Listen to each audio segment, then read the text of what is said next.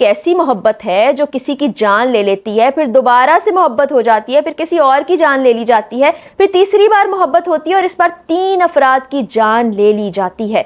ये किस्सा कहाँ से शुरू हुआ, कहानी कहाँ से शुरू हुई, इसका मरकजी किरदार कौन है, ये मैं आपको बताने वाली हूँ। बिस्मिल्लाहिर्रहमानिर्रहीम, अस्सलाम वालेकुम। मैं हूँ फराह इकरार। आप तमाम देखने वालों को अपने चैनल में खुश आमदीद कहती हूँ, उसी दुआ और उम्मीद के साथ कि आप सब जहाँ कहीं हो बिल्कुल खैर खैरियत से हों, अपने घर वालों के साथ, प्यारों के साथ खुशबाश अंदाज में अपनी ज़िंदगी को गुजार रहे हों। आज की वीडियो में मैं चूंग में पेश आने वाले उस वाक़े का जिक्र करने जा रही हूँ जिसमें 3 अफराद का बेदर्दी, सफाकी, बेरहमी से कत्ल कर दिया गया। और कत्ल किसी गैर ने नहीं किया था, अपने घर के फ़र्द ने किया था।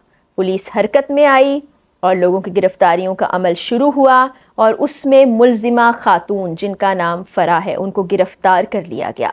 पहले यही समझा जा रहा था कि कोई घरेलू नाचाकी का मामला है, आपस में शायद सास ससुर बहू के साथ कोई मामलात ऐसे बिगड़े कि नौबत यहाँ तक आ पहुँची। लेकिन जब मुल्जिमा ने एतराफ़ी बयान किया और एक के बाद एक हक़ाइक़ पर से पर्दे उठाती चली गई और ये कहानी वापस जा पहुँची 2000 से भी पीछे, तो हैरानी और परेशानी बढ़ती चली गई। एतराफ़ी बयान में क्या क्या कुछ उन साहिबा ने बताया और किस तरह से उन्होंने इससे पहले भी अपने ही शौहर को कत्ल कर डाला, आज की वीडियो में मैं आपको बताने वाली हूँ। और जिस दौरान SHO साहब से बात हुई, उन्होंने पूरी तफसीलात हमसे शेयर की, तो आप यकीन जानिए रूह कांप रही थी।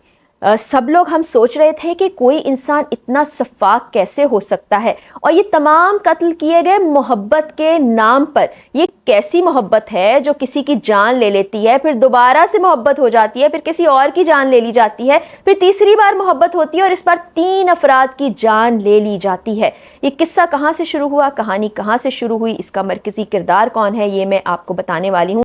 लेकिन ये बहुत ही तकलीफ दे चीज़ है जो मेरे सामने आई है और रोज़ाना की बुनियाद पर आती है। तो जनाब, चूंग के इलाके में एक वाक़या पेश आया जहाँ पर घर से 3 लाशें बरामद होती हैं। वो एक वालिद, एक वालदा और उनकी बेटी की लाशें होती हैं। और ऐसा ही लगता है कि कोई सानिया हो गया। पहले ये शक जाहिर किया जाता है कि सर्दी का मौसम है तो कहीं हीटर जला दिया था जिससे आग भड़क उठी, जिसमें ये तमाम लोग जलकर अपनी जान से चले गए। सांस या दम घुटने से इनकी मौत वाक़ई हुई। लेकिन जिस वक्त मुल्जिमा, जो कि इनकी बहू थी जिसका नाम फराह था, उसको गिरफ़्तार किया गया, उससे छानबीन की गई, तफ्तीश की गई, तो पता ये चला कि उस खातून ने अपने ही सास ससुर और अपनी नंद को मार डाला। और मारा क्यों? क्योंकि उसको अपने शौहर को मारना था और खुशकिस्मती से शौहर उस दिन घर मौजूद नहीं था और इन तमाम अफराद की जान चली गई। मारना क्यों था? क्योंकि इन खातून को किसी और शख्स से मोहब्बत हो गई थी, अरसलान नामी शख्स से। और इस खातून ने अपनी बेटी और ये जो इनके नए महबूब थे अरसलान, उनके साथ मिलकर ये कत्ल का मंसूबा बनाया, जिसमें मरकज़ी तौर पर तो इनको मारना था अपने शौहर वक्कार को, लेकिन उसके बेचारे बेगुनाह वालिदैन उसके इस जुल्म का निशाना बन गए और उनकी बेटी।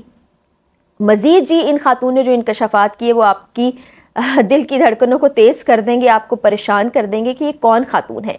इन खातून ने सबसे पहली शादी रावलपिंडी में की और रावलपिंडी में शादी की उन्होंने एक वकार नामी शख्स से, जो कि अपना कारोबार किया करता था। वो इनकी मोहब्बत की शादी थी, पसंद की शादी थी।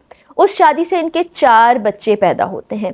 4 बच्चों के पैदा होने के दौरान इनको किसी और शख्स से मोहब्बत हो जाती है। वो शख्स कोई और नहीं होता, वकार नामी, उसका नाम भी वकार ही था। इनके शौहर के साथ काम करता है, उनकी कंपनी में मुलाजमत करता है। उससे मोहब्बत हो जाती है। अब ये सोचती हैं कि अब क्या करें, मुझे मोहब्बत को तो पाना है। तो वो वकार के साथ मिलकर अपने शौहर वकार के कत्ल का मंसूबा बनाती हैं और 2010 में पहला कत्ल करती है। उसमें अपने शौहर को मारती कैसे है? नशावर अद्वियात पिलाती है, जिसके बाद वो होश में नहीं रहता। तकिया उस बेचारे बेगुनाह के मासूम के मुंह पर रखा जाता है, उस वक्त तक उसको दबाया जाता है जब तक उसकी सांस रुक नहीं जाती, और फिर बाद में उसको यही रंग दिया जाता है कि दम घुटने से या कुदरती तौर पर उस शख्स की मौत वाक़ई हो गई। अब कोई सबूत नहीं थे, कोई गवाह नहीं थे, किसी का शक इस खातून की तरफ नहीं गया, तो वो अपने शौहर के दुख में, सोग में मुब्तला नज़र आती हैं। उनको दफना दिया जाता है, इद्दत पूरी होती है, जायदाद ऑटोमेटिकली इन खातून के नाम हो जाती है क्योंकि बच्चों की वालदा ये होती हैं। और जो वकार, जो कंपनी में मुलाजिम था, जो इनका महबूब था, अब वो मालिक बन बैठता है और जायदाद और सब कुछ ये मिलकर समेट लेते हैं, कारोबार को मिलकर चलाते हैं। لیکن پھر ہوتا یہ ہے کہ وقار جو ہے اس کے بعد بھی ان خاتون کو کسی اور شخص سے محبت ہو جاتی ہے، اور وہ محبت ہوتی ہے کچھ عرصہ پہلے۔ اور ایک اور امپورٹنٹ بات بتا دوں کہ جو دوسری شادی انہوں نے وقار سے کی تھی اپنے پہلے شوہر کو مارنے کے بعد، ان سے بھی ان کا ایک بیٹا تھا، یعنی مجموعی طور پر ان کی 5 اولادیں تھیں ان خاتون کی۔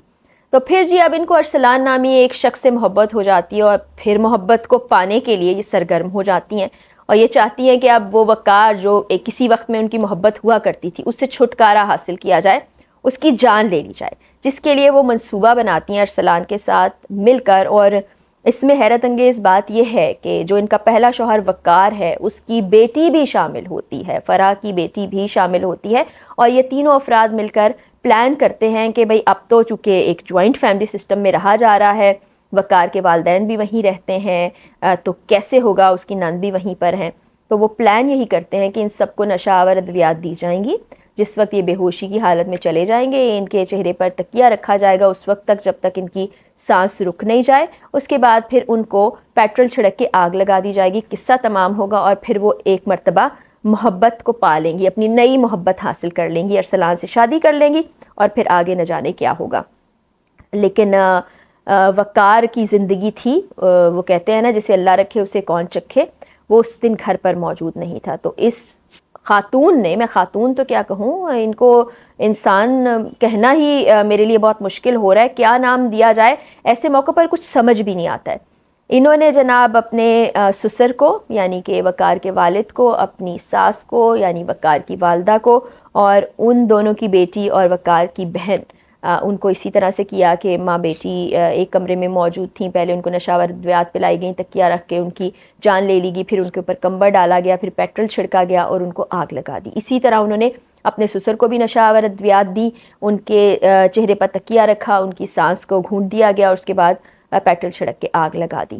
اور جیسے کہ میں نے آپ کو پہلے کہا تھا کہ ایسا ہی گمان گزر رہا تھا کہ یہ بنانے کی کوشش کی گئی نا کہانی کہ چونکہ گیس چلی جاتی ہے، وہاں آگ کسی وجہ سے بھڑک گئی اور یہ تینوں افراد جان سے گئے، لیکن بہرحال جب بھی کسی کا خون ناحق بہتا ہے تو وہ رائے گاں کبھی نہیں جاتا، ایک نہ ایک دن قاتل پکڑا ہی جاتا ہے۔ تو پولیس نے جب تمام لوگوں کو حراست میں لیا جن پر شک تھا، ان کے بیانات ریکارڈ کیے، تو یہ خاتون اعترافی بیان دینے پر رضامند ہو گئی۔ انہوں نے پرانے قتل جو تھے ان کا بھی اعادہ کر لیا، ان کا بھی اعتراف کر لیا، اور انہوں نے کہا کہ پہلے میں نے راول پنڈی میں اس طرح سے اپنے شوہر کو مارا تھا، اب 3 افراد کو بھی میں نے ہی مارا ہے، میں اپنے دوسرے شوہر کو بھی مارنا چاہتی تھی لیکن وہ بچ نکلا۔ تو اس وقت یہ اب موجود ہیں تھانے میں، مزید انویسٹیگیشن ان سے ہو رہی ہے، جوڈیشل بھی کر دیا جائے گا۔ وہ شخص ارسلان بھی پولیس کی حراست میں ہے، اس کی جو بیٹی ہے فرح کی وہ بھی حراست میں ہے۔ تو یہ واقعہ اب میری تو سمجھ سے باہر ہے، کیونکہ اس طرح کا واقعہ مجھے یاد پڑتا ہے کہ میں نے کراچی میں بھی کور کیا تھا، جس میں ایک خاتون جو بظاہر ہمیں بڑی معصوم نظر آ رہی تھی اور وہ یہ کہہ رہی تھی کہ میرا شوہر مجھ پر بہت تشدد کرتا تھا، تو میں نے اس سے جان چھڑانے کی خاطر اس کے گلے میں دوپٹہ باندھا اور اس کو مار دیا۔ بعد میں کہانی ایسے ہی کھلی تھی کہ ایسا نہیں ہوا تھا، بلکہ وہ بھی اپنے کسی محبوب کے ساتھ مل کر اپنے شوہر سے جان چھڑانا چاہتی تھی اور پھر سے شادی کرنا چاہتی تھی، اور اس سے پہلے بھی وہ یہ سب کچھ کر چکی ہیں۔ یہ پتہ نہیں کون سی محبت ہے، کون سا پیار ہے کہ آپ انسانوں کی جانیں لے رہے ہیں۔ آپ کو اگر بہت محبت ہی ہو گئی، یہ محبت بھی سمجھ سے باہر ہے، تو آپ اس شخص کو چھوڑ دیں، کسی کو قتل کرنا سمجھ سے باہر ہے۔